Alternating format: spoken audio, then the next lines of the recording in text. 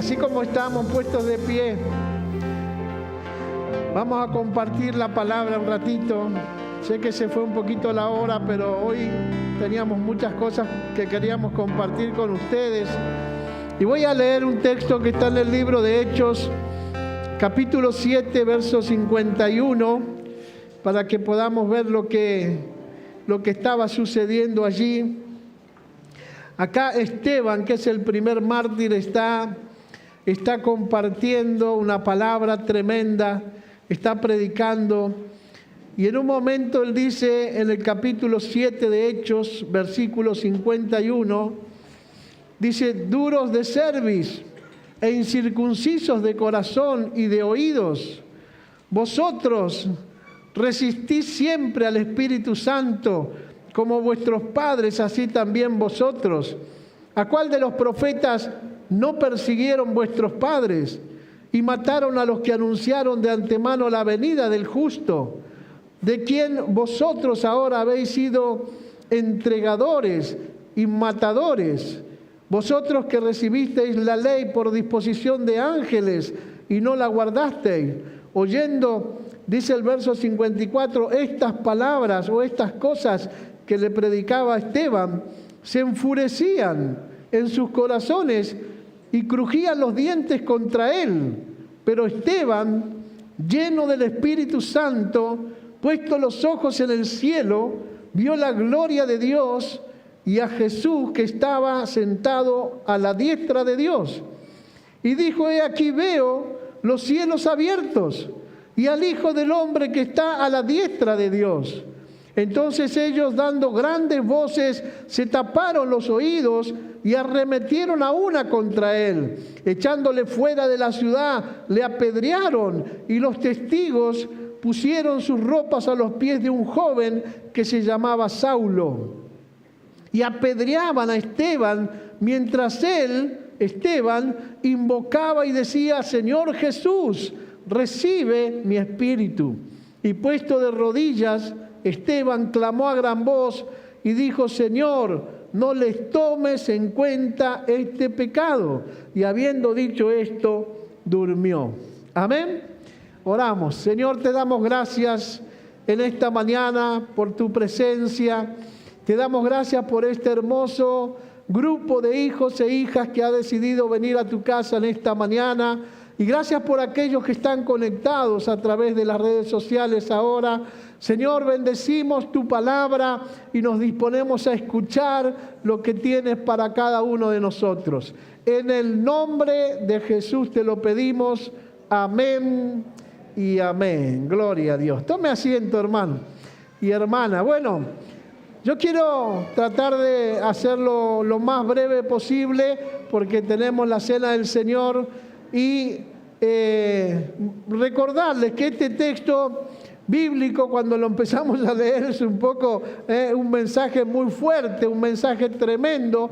Y lo que me habla este pasaje es de que Esteban, que fue el primer mártir, el cual murió por el Evangelio de Jesús, allí lo explica, ¿no?, que justamente Saulo, que después se convierte en el apóstol San Pablo, estaba ahí, ¿no es cierto?, cuando Esteban estaba siendo apedreado y muere.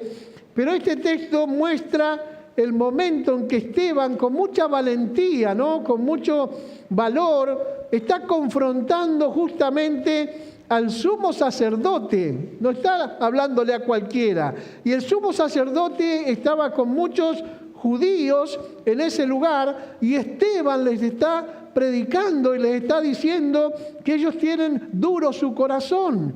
Y entonces podemos ver que en lugar de que estas personas, el sumo sacerdote y los judíos que estaban allí con él, reconocieran su pecado, ¿no es cierto?, lo que hicieron, en vez de reconocerlo y arrepentirse, que es lo correcto, lo que hicieron fue endurecerse más. Se endurecieron contra Esteban. Y no solo se endurecieron contra Esteban, lo sacaron de la ciudad, lo apedrearon y lo mataron. Terrible lo que hicieron. Se enojaron. Entonces, ¿por qué se enojaron en vez de arrepentirse? ¿Por qué? Bueno, yo quiero hablar de eso en esta mañana porque entiendo que a veces nos pasa eso también a nosotros. ¿Por qué reaccionaron así esos hombres cuando Esteban les estaba tratando de hacer entender que lo que estaban haciendo no estaba bien, estaba mal? Bueno, simplemente creo que ellos reaccionan así porque les dijeron lo que no querían escuchar. ¿Cómo nos pasa a nosotros? Cuando vos te dicen lo que no querés escuchar, te molestás. Entonces, ellos fueron confrontados con una verdad incómoda. ¿Cómo le va a decir al sumo sacerdote y a los judíos que tenían un corazón duro? Y bueno, y ellos se enojaron, se pusieron mal. Porque eso pasa cuando alguien te dice la verdad.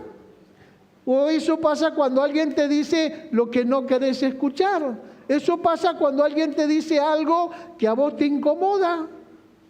Entonces, en vez de reaccionar bien y decir, tenés razón, la verdad, ahora que lo pienso me doy cuenta que estoy equivocado, te pido perdón o me arrepiento, ¿no? Entonces nos enojamos. Bueno, de eso quiero hablarte en esta mañana porque es de la misma manera, yo lo estaba viendo.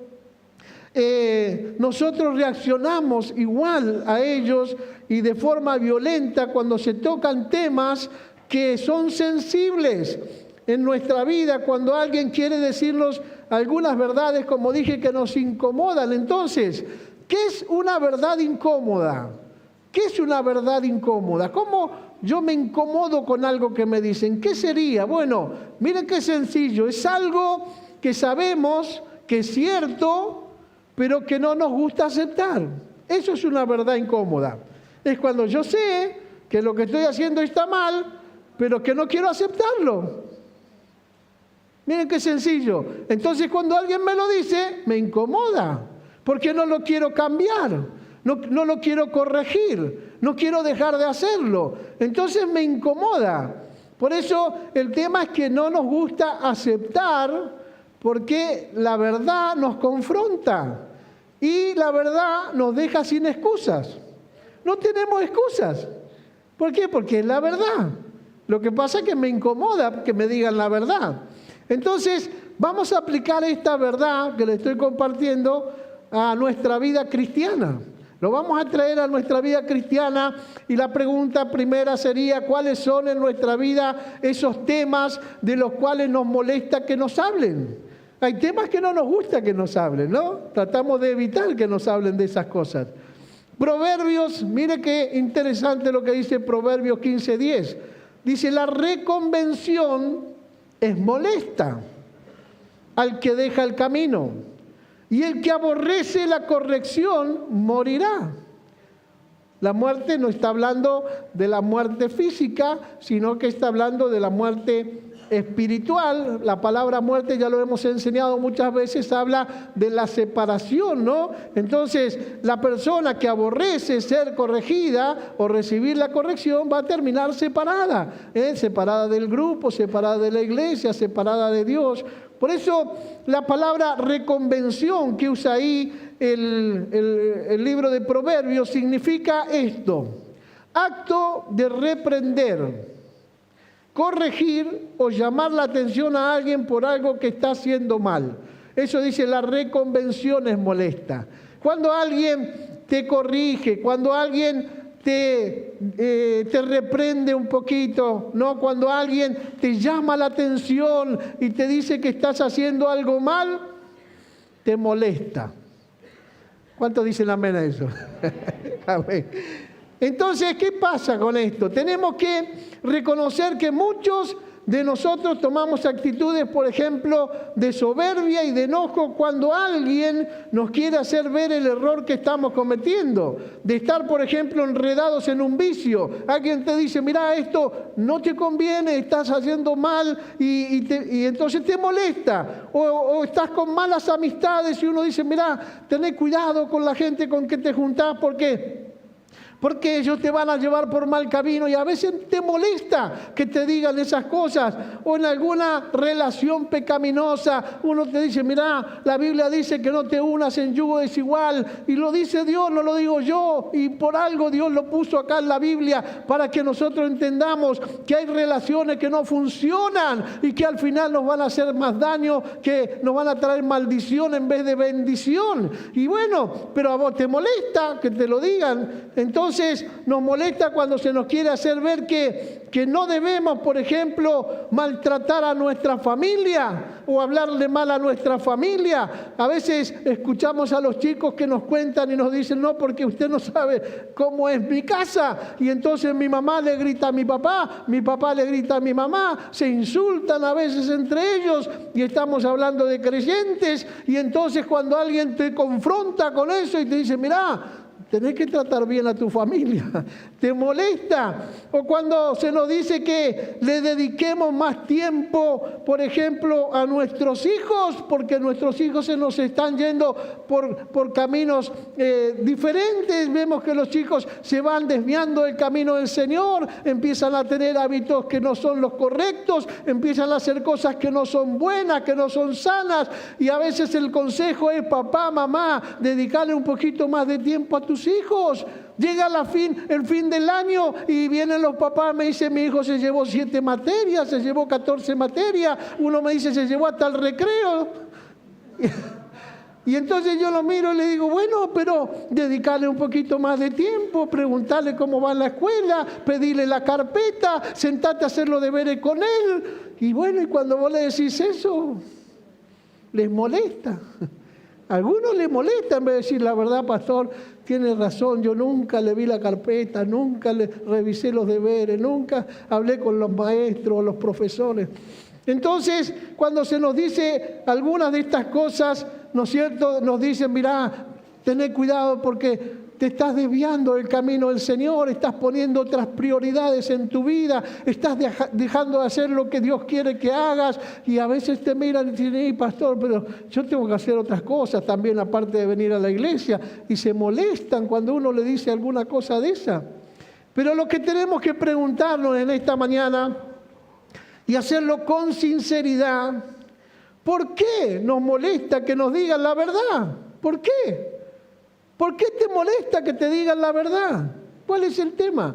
Porque la mayoría de nosotros sabemos, lo sabemos bien, sabemos que estamos obrando mal, sabemos que lo que estamos haciendo es pecado, sabemos que no agrada a Dios lo que estamos haciendo, pero hemos acomodado nuestra vida a vivir así. Y entonces cuando alguien te confronta, como Esteban estaba confrontando al sumo sacerdote, no era cualquier persona, era el sumo sacerdote, y le estaba diciendo, ustedes tienen el corazón duro, y ellos se enojaron. Ustedes no hagan esto conmigo, por favor, a ver si me sacan de acá, me apedrean y después me matan en la esquina, ojo, Mire que está filmado esto. Pero es terrible. Entonces, cuando alguien nos confronta, no nos enojamos por la corrección. No es que nos enojamos porque nos están corrigiendo. Nos enojamos porque no queremos cambiar. No queremos dejar de hacer eso que nos están diciendo. No queremos corregir nuestra vida. No queremos hacer lo que tenemos que hacer. Y entonces, el problema que tenemos no es la ignorancia. El problema que tenemos es la rebeldía. No es la ignorancia, es la rebeldía. No queremos cambiar nuestra vida, no queremos dejar de hacer las cosas que hacemos. Entonces hay 2 palabras que le quiero dejar en esta mañana con las que debemos ser confrontados con respecto a este tema. Y aunque nos incomode, se la voy a decir. Amén. 2 palabras que hay que tener presente porque esas 2 palabras nos van a confrontar. Isaías capítulo 1, verso 4 al 6 dice, oh gente pecadora, pueblo cargado de maldad. Mire cómo vine hoy, afiladito vine. Generación de malignos. Pero estos no son ustedes, son de la época del profeta. No son ustedes, no lo tomen de manera personal. Generación de malignos, hijos depravados. Dejaron a Jehová, provocaron a ira al Santo de Israel y se volvieron atrás. ¿Por qué querréis ser castigados aún? Todavía os rebeláis, os los rebelaréis. Toda cabeza está enferma y todo corazón doliente, desde la planta del pie hasta la cabeza. No hay en él cosa sana, sino herida, hinchazón y podrida llaga. No están curadas, ni vendadas, ni suavizadas con aceite. Y yo dije, qué fuerte esta palabra. Isaías está confrontando al pueblo y le está diciendo todas estas cosas. Le está mostrando la realidad. Primero, son pecadores, están cargados de maldad, son una generación maligna, son hijos depravados, dejaron a Jehová. Y después le muestra la consecuencia. Dice, todo corazón está doliente, la cabeza la tienen enferma, de la planta del pie hasta la cabeza no hay cosa sana en ustedes, hay herida, hinchazón, hay podrida llaga, no están curadas, ni vendadas, ni suavizadas con aceite. Esa es la consecuencia de lo primero que dice. Entonces, aunque nos gusta o aunque no nos gusta, mejor dicho, ser confrontados y nos molesta las verdades incómodas, tenemos que mirar con honestidad nuestra vida y preguntarnos, ¿qué ha traído a mi vida esas cosas que tanto defiendo? Esas cosas que no quiero soltar. ¿Qué trajeron a tu vida? ¿Trajeron bendición? ¿Trajeron alegría? ¿Trajeron gozo? ¿Trajeron crecimiento? ¿Trajeron prosperidad? ¿Trajeron salud? ¿Qué trajeron esas cosas que tanto defendemos que están mal? Que no las queremos dejar y están mal. Y sabemos que están mal.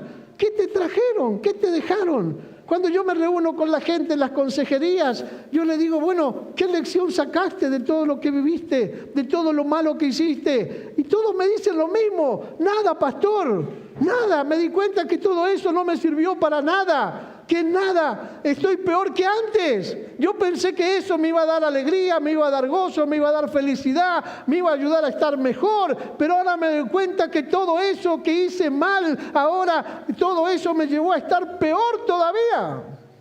Y entonces, ¿por qué lo defendemos? ¿Por qué no queremos dejarlo?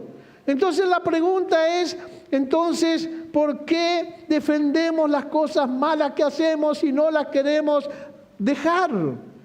Y es por eso que la primera palabra con la que debemos ser confrontados es consecuencia. Esa es la primera palabra, es consecuencia. De todo lo que hagas vas a tener consecuencias. ¿Sí o no?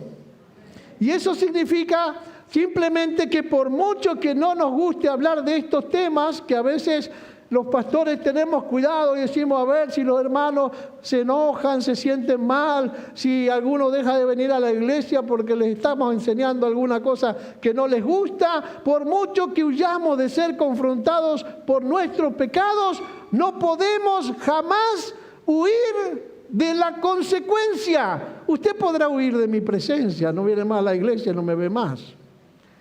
Usted, pero nunca va a poder huir de la consecuencia de lo que usted haga mal. ¿Cuántos dicen amén? Hoy no aplaude nadie, ¿eh? ¿Qué pasa?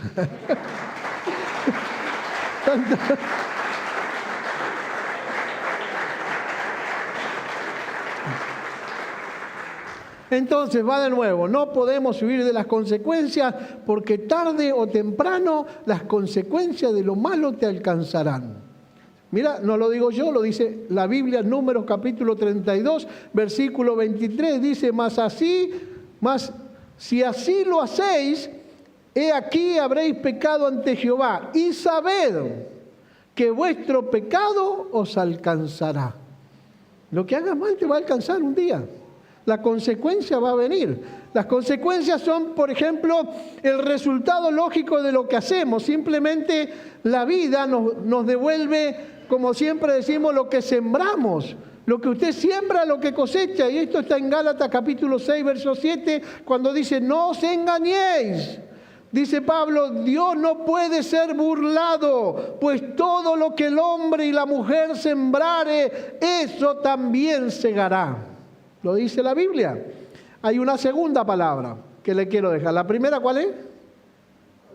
Consecuencia. Mira, solo la pastora estaba atenta. Consecuencia, la primera palabra. La segunda palabra es disciplina. Diga conmigo disciplina, si se acuerda, porque después le voy a preguntar. La segunda palabra con la que debemos ser confrontados es disciplina. Y escuche con atención, Hebreos 12:6 dice, porque el Señor al que ama, diga conmigo, al que ama disciplina y azota a todo el que recibe por hijo. Amén.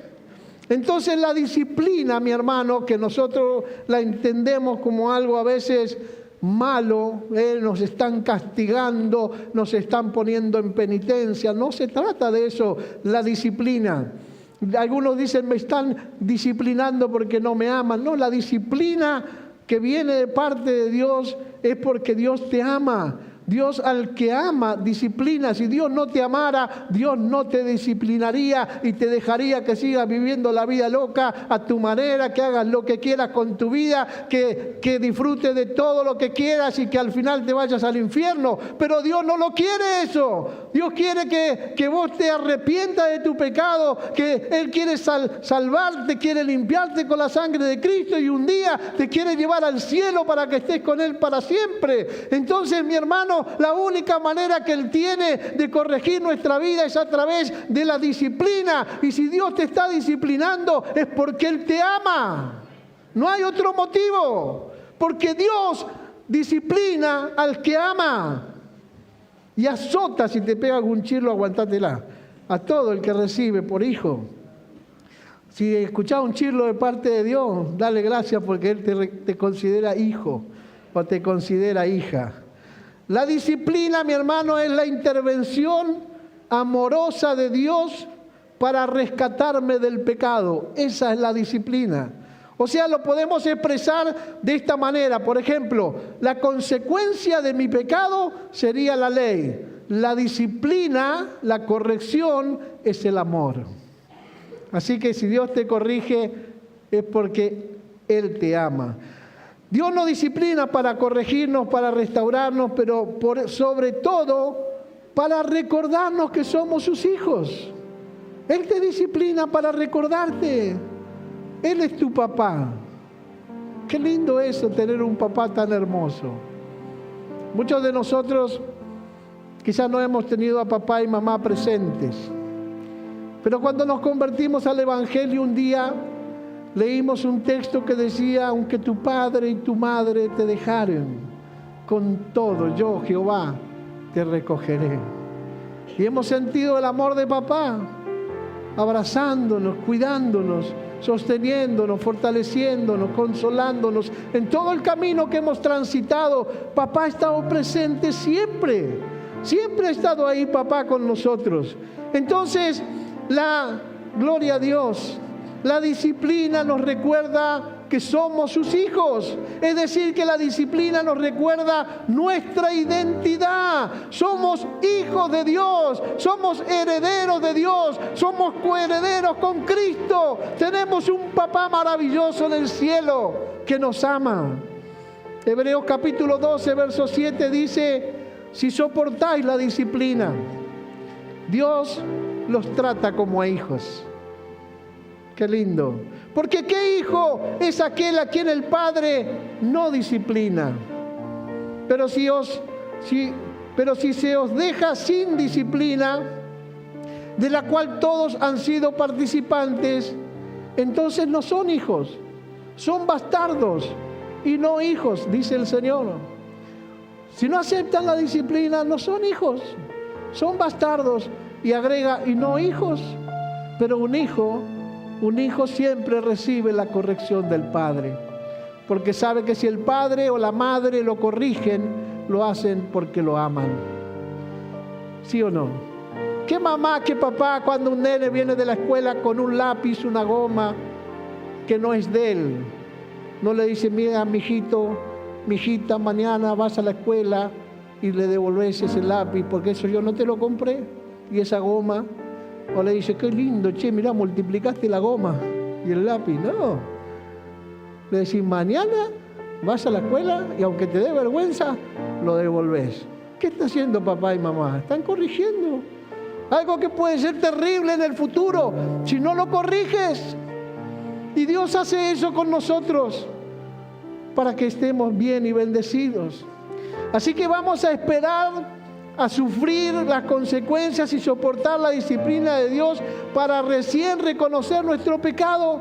Vamos a esperar ese momento en donde la consecuencia me pegue y yo venga a la iglesia y diga: pastor, no doy más, estoy destruido, estoy destruida, todo me sale mal. Y yo no le voy a decir, no. A veces me da gana de decirle: te lo dije. ¿O no, Jorgito? Te lo dije. Pero no lo digo. Lo pienso nomás. Y como yo soy de aquellos pastores que digo siempre que hay que pensar lo que decís y no decir lo que pensás. Si decís lo que pensás se pudre todo, ¿no? Mejor dejarlo adentro. Pero entonces, ¿cuál debería ser la reacción de una persona sabia? Termino ahora así. Cuando es confrontada con su pecado. ¿Cómo debería ser nuestra reacción, hermanos, hermanas? Le cuento una historia que está en 2 de Samuel, capítulo 12, verso 1 en adelante. Dice que Jehová envió a Natán a David. Algunos van a acordarse de esta historia. Y viniendo el profeta Natán a David, le dijo, una historia le contó a David. David era el rey. Eso significa que era el hombre más poderoso. Era el hombre que tenía el poder. Era el hombre que si bajaba el dedo te cortaban la cabeza. No te preguntaban qué habías hecho, nada. Él hacía así, desaparecías del mapa. Nadie podía contradecir al rey. Nadie lo podía confrontar.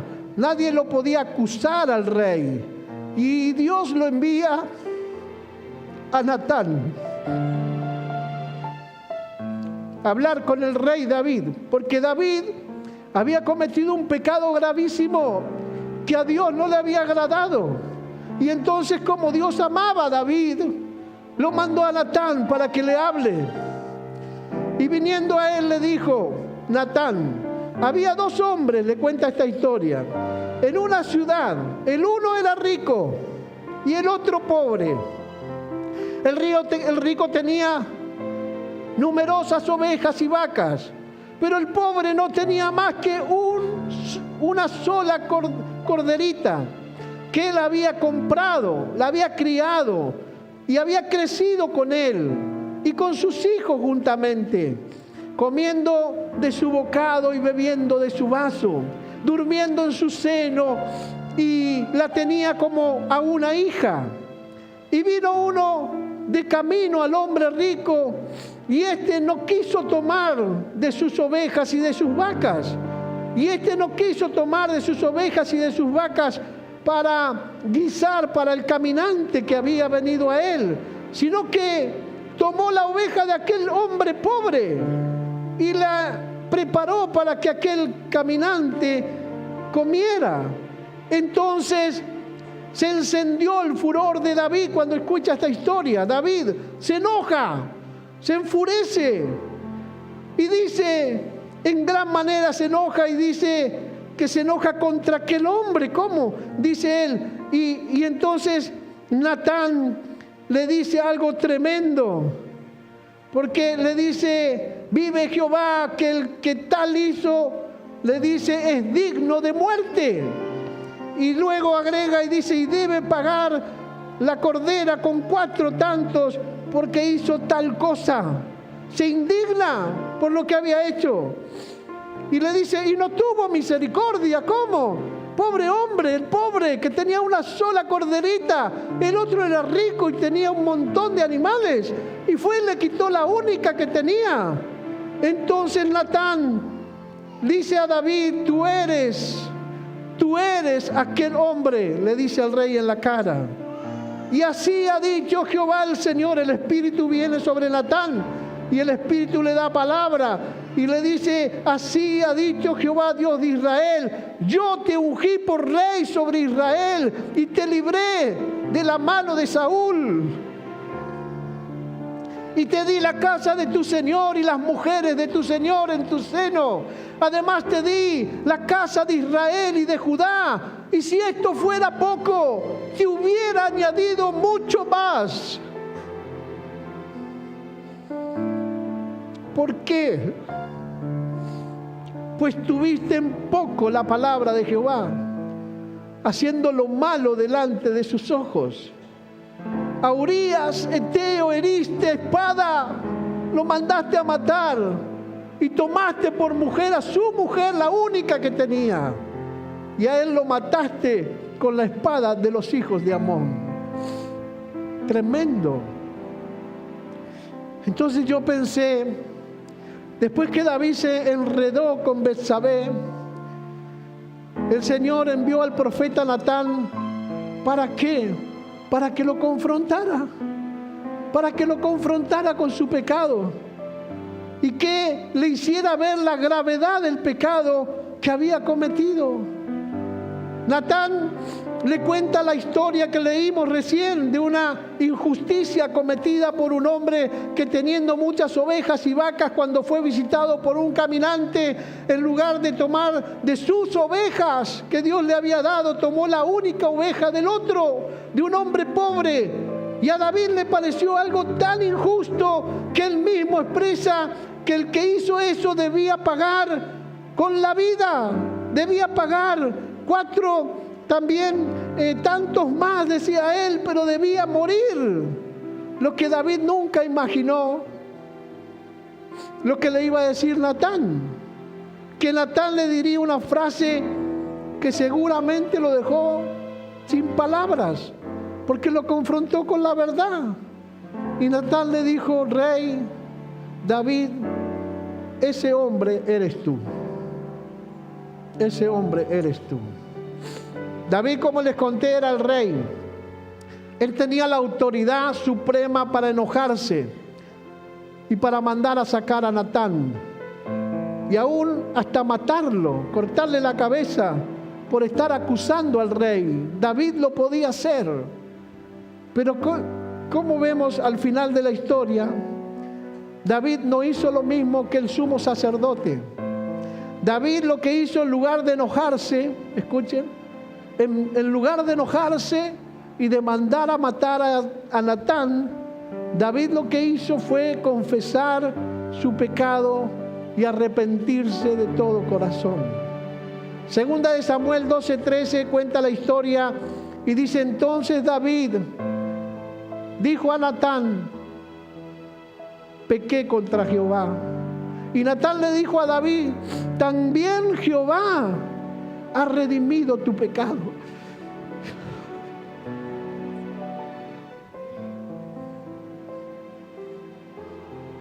Miren lo que es el amor de Dios.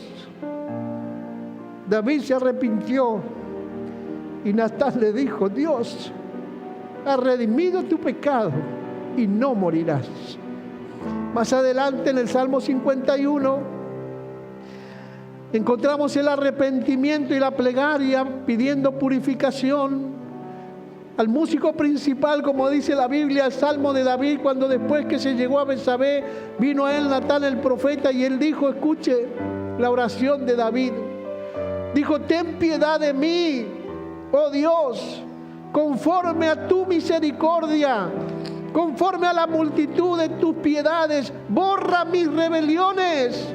Lávame más y más de mi maldad y límpiame de mi pecado, porque yo reconozco mis rebeliones y mi pecado está siempre delante de ti. Wow. Esto es exactamente lo que nosotros como cristianos tenemos que hacer. No tener la actitud religiosa del sumo sacerdote y los judíos que se enojaron cuando los confrontaron, sino que cada vez que Dios te confronta con tu realidad, con tu estilo de vida cristiana, cuando Dios te habla y te das cuenta que no estás haciendo las cosas bien, la actitud correcta es la de David, que reconoció que estaba haciendo las cosas mal, que oró y le pidió a Dios que lo ayudara, que lo perdonara y que lo limpiara. y Dios lo hizo.